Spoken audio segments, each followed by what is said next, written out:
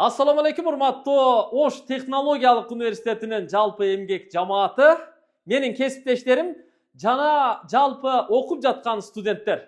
Барыңыздарды кирип келген 24 февраль Ош технологиялык университетинин күнү менен чын жүрөктөн куттуктайм.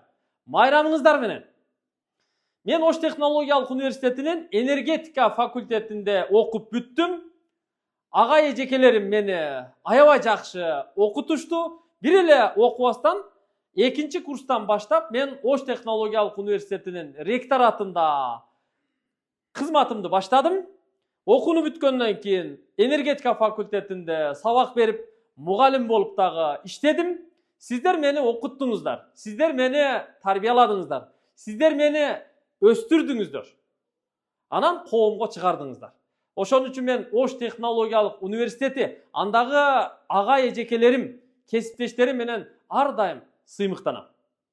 Бүгүн мына коомдо өзүбүздүн ордубузду таап, тез кабар маалымат брендин түптөп, колдон келишинче аракет кылып иштеп жатабыз.